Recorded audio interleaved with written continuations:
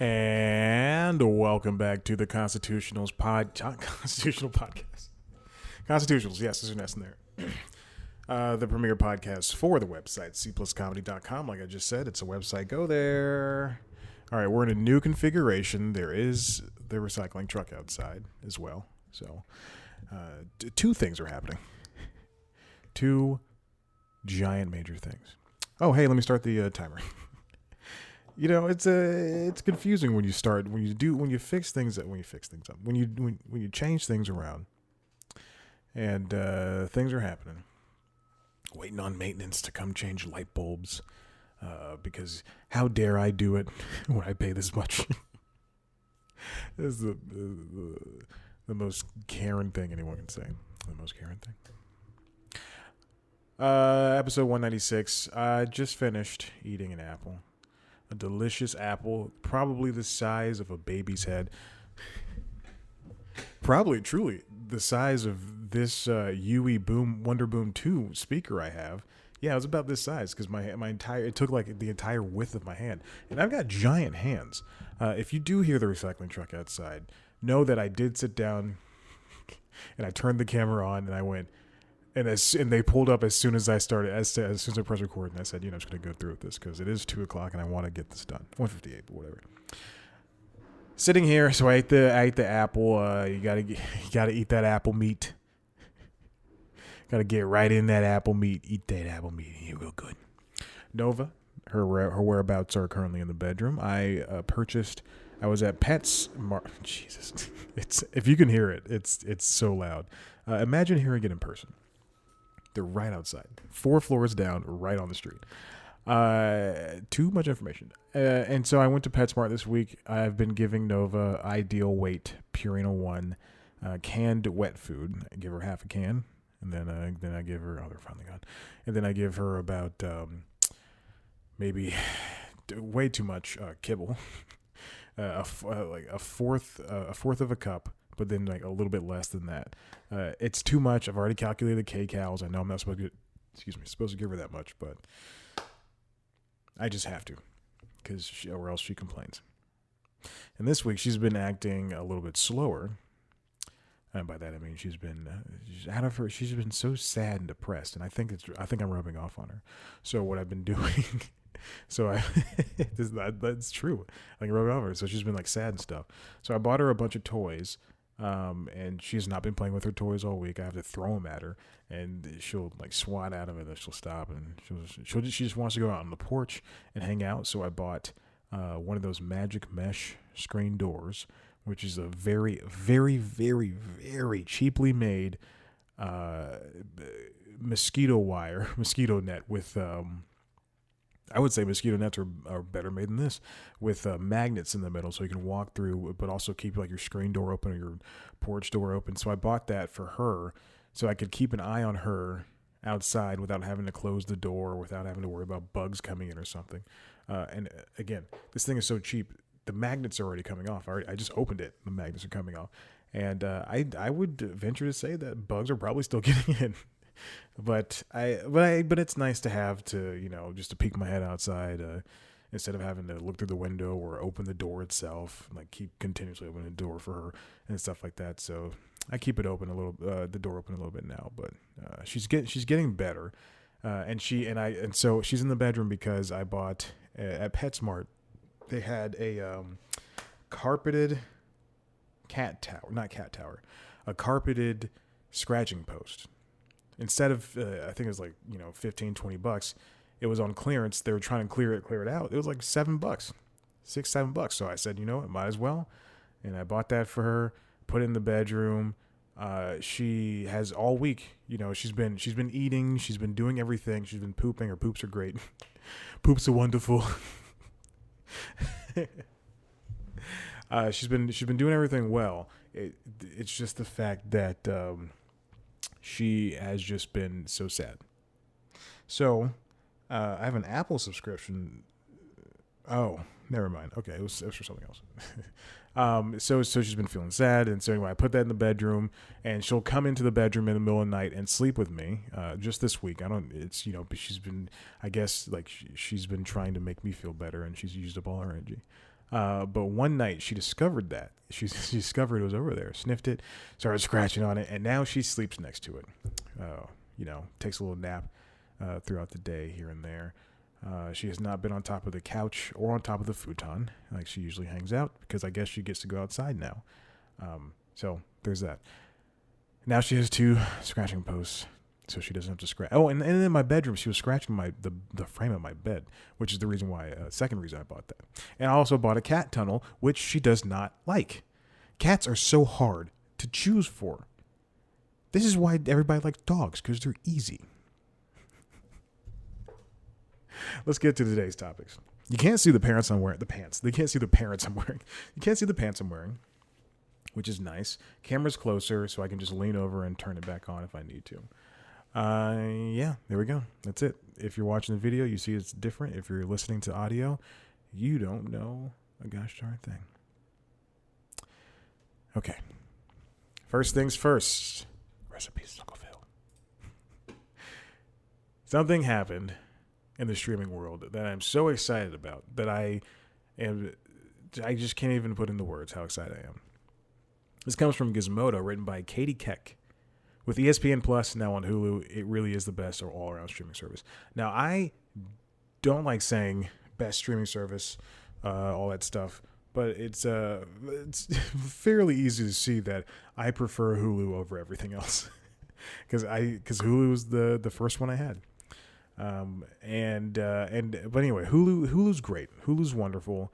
I think, one of the few things that came out of this merger with Disney and 20th Century Fox that I enjoy. One of the and it's only just like a handful of things, because they did let go of 50,000 people, 75,000, an insane amount of people. That is including the Disney parks and stuff. But I'm also including, the people that everybody from the Disney parks all the way up to corporate. People, it's hard out there to get a job, and trust me, I know, because I am in it. So the merger really did bring about a central line for Hulu. Now, I do think that in the coming years, Hulu or ESPN Plus will be phased out. I don't think Disney's going to keep, because Netflix is domineering with one $15 subscription.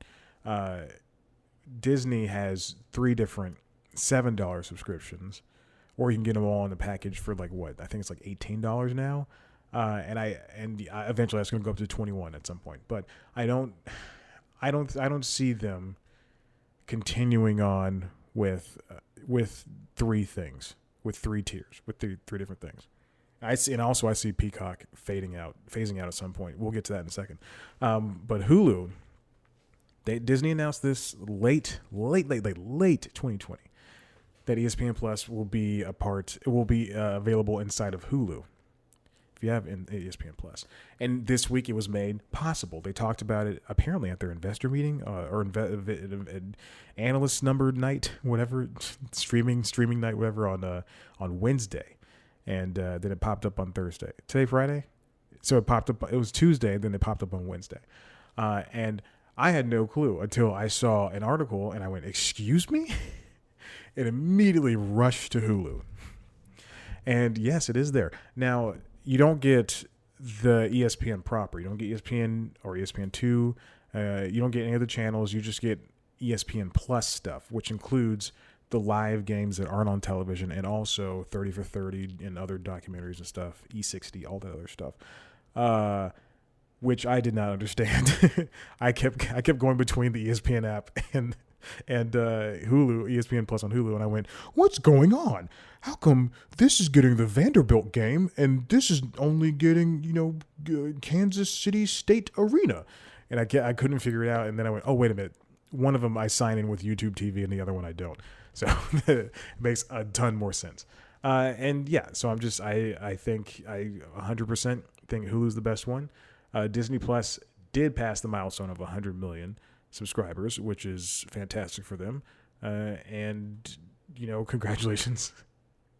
But continuing on with the streaming thing, Warner Media, speaking of 100 million subscribers, they set a new goal. This comes from The Wrap. Tony Maglio, AT&T to launch ad-supported HBO Max in June sets much loftier subscriber goal. So when HBO Max launched about a year ago, almost a year ago, 2 months it'll be a year ago, I believe. No one could have first. Everybody was talking smack about it. They're confused. Oh, HBO Go. Where's HBO Go going to go to? What's HBO Now? What's this and what's that? Roku doesn't. It's not on Roku yet. It's going to fail. You forget the power of HBO. HBO is a name that people care about. Truly, if this was Showtime or Stars, great, fine, whatever. Then they already do have their own streaming services. So HBO launched, and AT&T was very bullish about how it was going to be, how good it was going to go, even during the pandemic. People are at home; they want their HBO. Even during the pandemic, they were very they were like, they're gung ho about it. They're gung. And something I like about Warner, even though they won't hire me, please hire me. I need money and a job and time and stuff. But to be creative. But even though they're coming out at a time when there was free services like Peacock and new services like Apple TV Plus and Disney Plus that are dominating, they came out and they said, I think it was Jason Kilar who said, "Hey, we're not looking to be the next Netflix. We're looking to be HBO. We're looking to be Warner's hub." And you know what? They do it well. I do like HBO Max a lot. About 120 to 150 million worldwide HBO Max and HBO subscribers should be on the services by the end of 2025. That forecast used to be 75 to 90 million. They're growing so fast. Look at Netflix. Look at Disney Plus. They're growing so fast. Don't compare. We're not comparing. This isn't an IGN gaming podcast where they particularly Podcast Beyond, where they compare PlayStation sales to every other console. Like that matters. AT&T ended 2020 with about 61 million combined HBO and HBO Max subs. The company expects to have 67 to 70 million by the end of 2021. Oh, I think they could. Those are very small numbers. I think they can expect more than that, especially if they continue this same day and date BS that they're doing. Now, continuing off that, there's a separate article I have from The Wrap about the ad-supported HBO version, which will come in June. Written by Tim Basinger, HBO content will remain commercial-free in ad-supported version of HBO Max. So we knew this ad-supported version was going to be coming. And it's going to be cheaper. We don't know how much cheaper, but it's going to be cheaper. I am suspecting if Peacock is free, $5 and $7 for the ad-supported and non-ad-supported. Oh, the camera just turned off. For the ad-supported and non-ad-supported versions, then I suspect it will be roughly, let's say $9.99 or $15. Of course, they're not going to have advertising in HBO series. Said Jason Kilar is the Warner Media CEO. I think. Oh, and there's also not going to be the theatrical day and date premieres. So you won't be able to watch Tom and Jerry or Mortal Kombat or, God, what is the name of that movie I want to see so badly? Godzilla versus King Kong. The one movie I want to see out of all that. Oh, and Justice League. But you'll be able to watch that. Let's see, the advertising. From what I can gather, and I think they'll probably have commercials before and after things. Yeah. Oh, and then also in June, same time the ad-supported version of HBO Max comes out, AT&T is going to roll HBO Max out in 60 markets outside of the U.S., which is huge. The mic is coming untethered from the desk because it doesn't really fit on the desk. So there we go. HBO, Warner Media, you're doing well. Now, AT&T, please sell Warner Media to a better company. Listen, we're going to take a break. Oops. And when we come back, hopefully more video because the camera is off.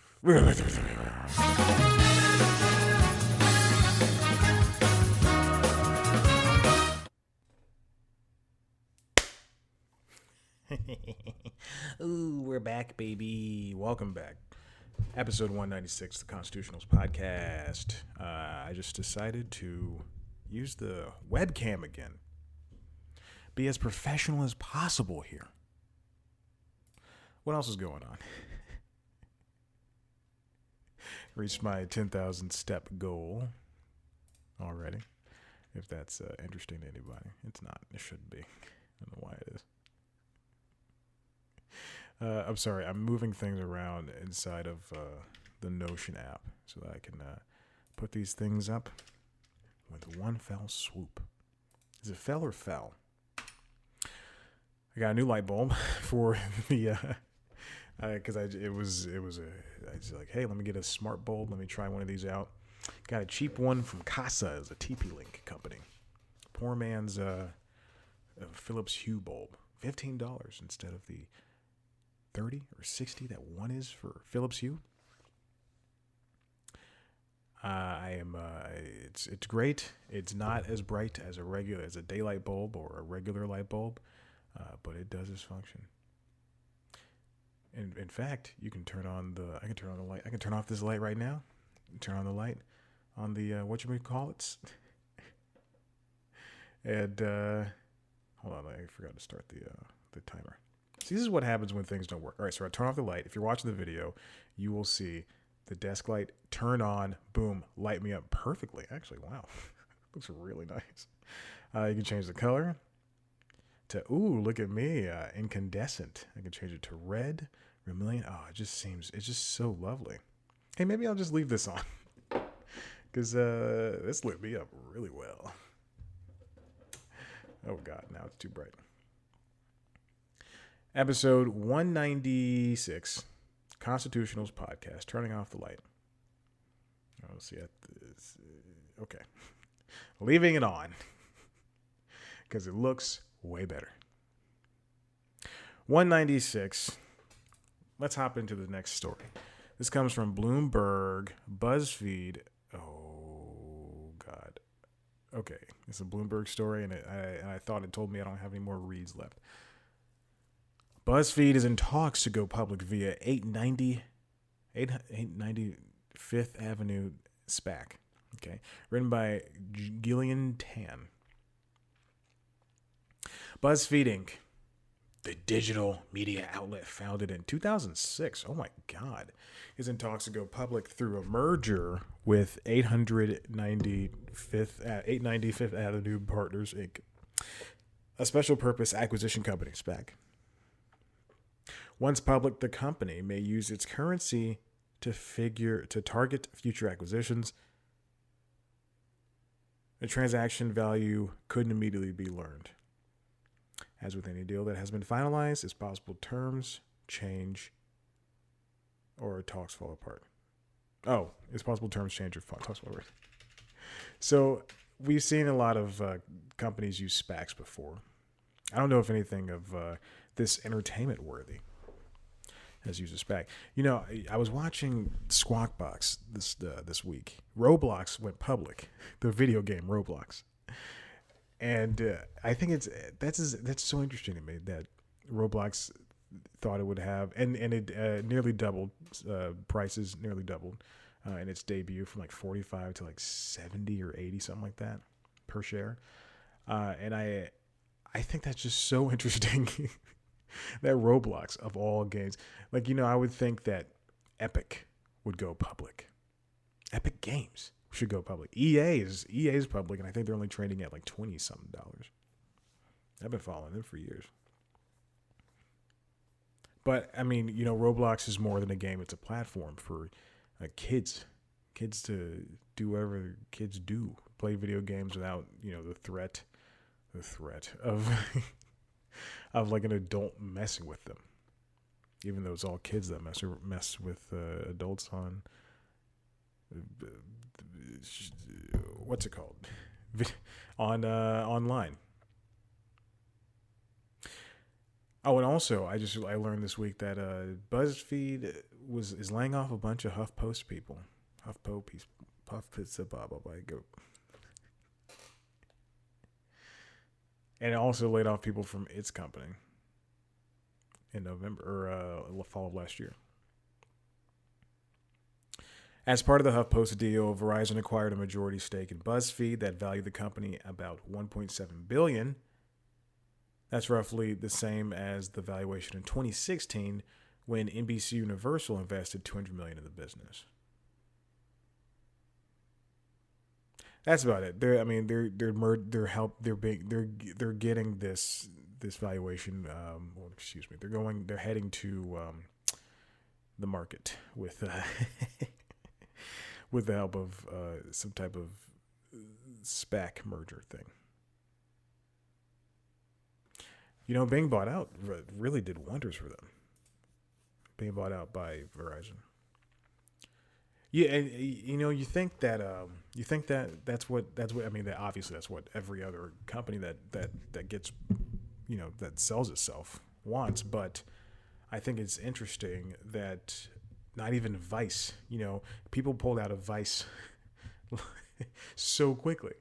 Pulled out of Vice whenever they had the first chance. And Vice had so many. Vice is like millennial NPR. It had so many investors in it, and then one by one, Disney pulls out, and then this next company pulls out, the next company, and now Vice, everything left and right. The TV show's getting canceled on HBO, but then it gets picked up to Showtime. The network's not doing as well as it should. It truly is not. This last one comes from Variety, Rebecca Rubin. Los Angeles movie theaters could open as soon as Saturday. So last week it was said, the great Andrew Cuomo. I don't know if it was Cuomo or de Blasio from New York that said it was fine for theaters to open again. And it seems to be, for what it's worth, doing well. Let's see. New York theaters open. I spelled open with an I, an O, an E, and an N.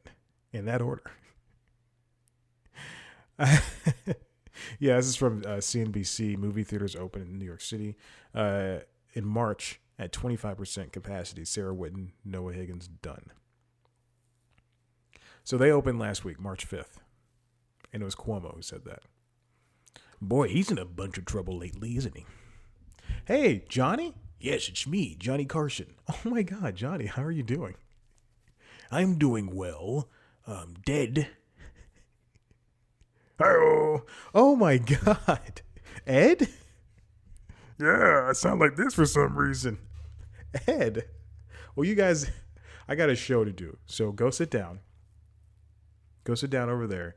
And what are you guys doing in New York? Why do I think this is New York?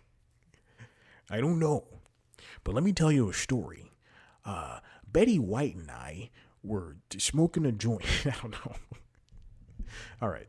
I was ripping off Never Not Funny there. So New York movie theaters open at 25%.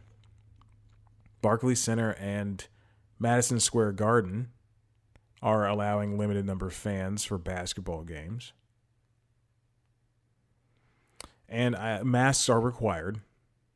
No more than 50 people per screening of a movie. Assigned seating, social distancing, staff to control occupancy, traffic and seating to ensure compliance. Again, from Cuomo. I touch dames. Oh, you look so sexy. Why don't you give me a kiss? That's my Cuomo. It sounds nothing like him, but man, oh man, it's New York specific.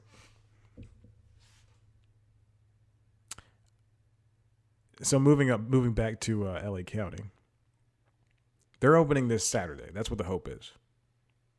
Even though, so they've met several requirements apparently for the COVID vaccine. Distributed 2 million vaccine doses to underserved populations, and have fewer than 10 new cases a day per 100,000 people. Newsom's in trouble too. Why do they want him to resign? I think he's doing a better job than Cuomo, and we don't praise him like the way Cuomo was praised throughout 2020.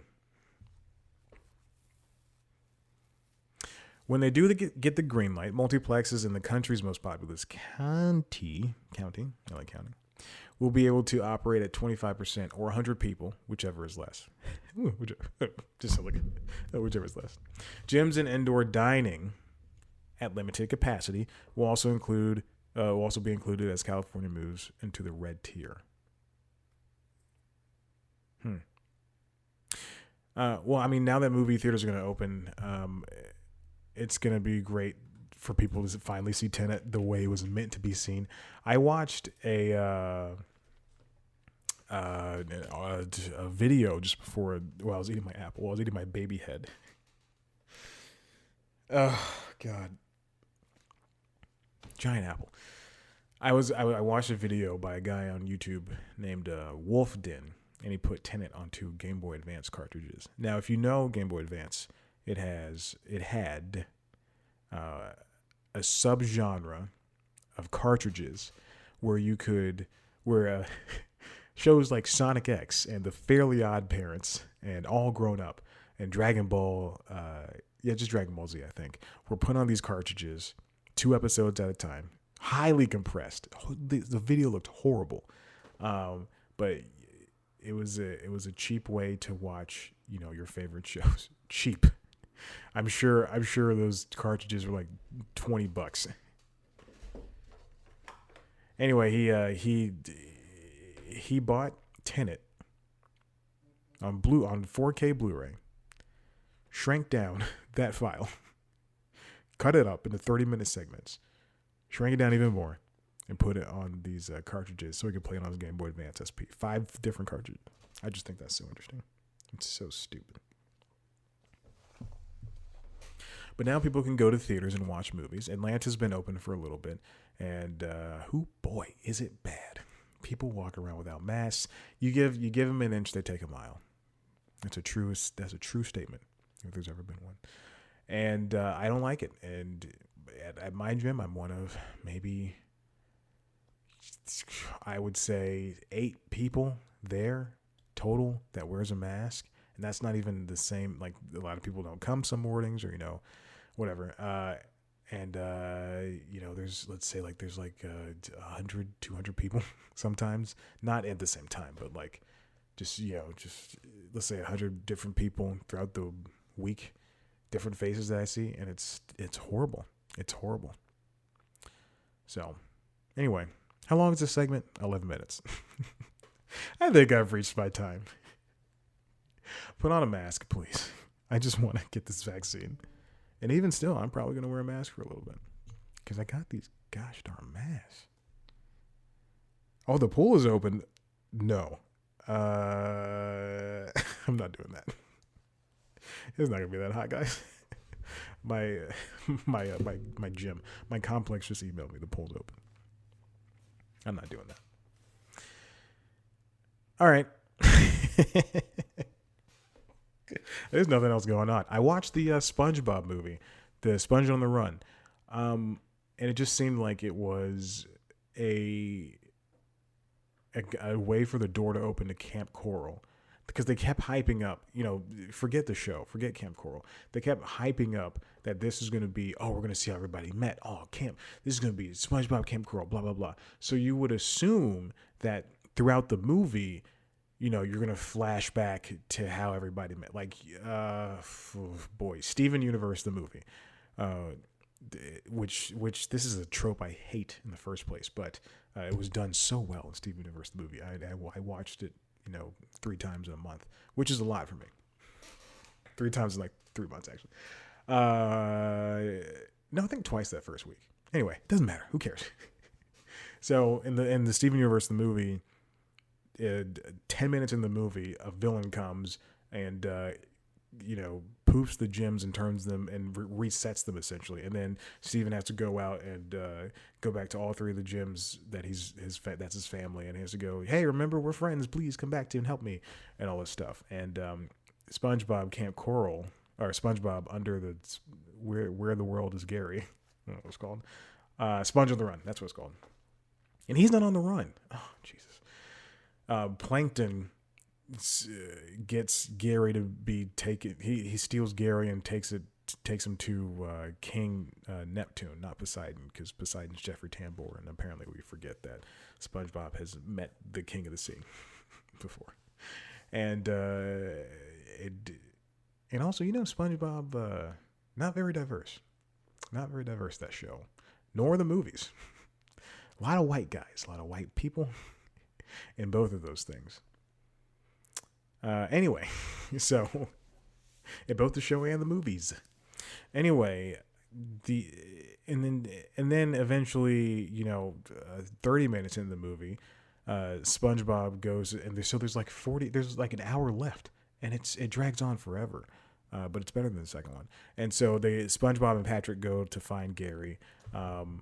And then Keanu Reeves is there for about 40 minutes. Too much, way too much. And then Mr. Krabs and Sandy and Plankton and Squidward all team up to go find SpongeBob. And then you get one flashback to Camp Coral, and then towards the end you get a second flashback to Camp Coral, and then that's it. That's all you get. And they all talk about how they met, and that was it. And then I watched the premiere of the show, Camp Coral. It looks good. I think it looks great. I think they really did translate SpongeBob and his friends into 3D. It's a 3D CGI very well. It's a children's show.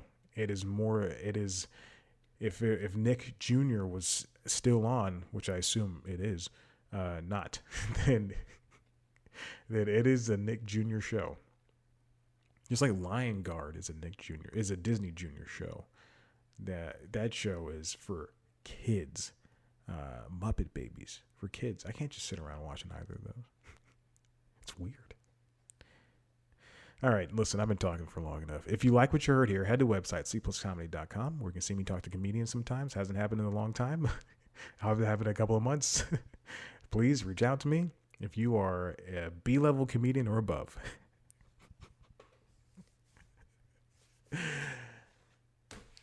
If you want to see a video version of this show, head to youtube.com/cpluscomedy, where you can see me sitting in front of my laptop with my nice new haircut, baby.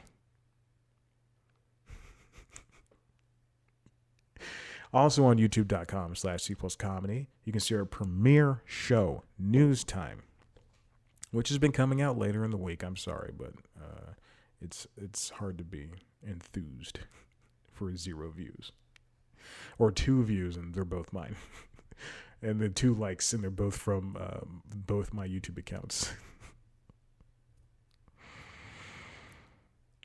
Anyway, it's like The Daily Show, except way less funny. This week's episode is about dump months and how January and February used to be dump months, and now they're not anymore. Dump months is a thing where movie studios will release a movie, Deadpool 1, Sonic the Hedgehog, Paddington, because they don't think they're going to do well, but then recently, that's why these months don't exist anymore. Recently, these movies have just been doing so well that it doesn't even matter. Dumb months don't even exist. And also streaming too, so it doesn't even matter. Check that out. Let's see. Twitter, Instagram at cpluscomedy. Me. Everywhere at Chad Black White. Like us on Facebook. Rate, review, subscribe. This show. Literally, wherever you get your podcast. I gotta go. I'm done. I gotta play the theme song. Jesus. See, this is what happens when you try to do something different. It just doesn't work out.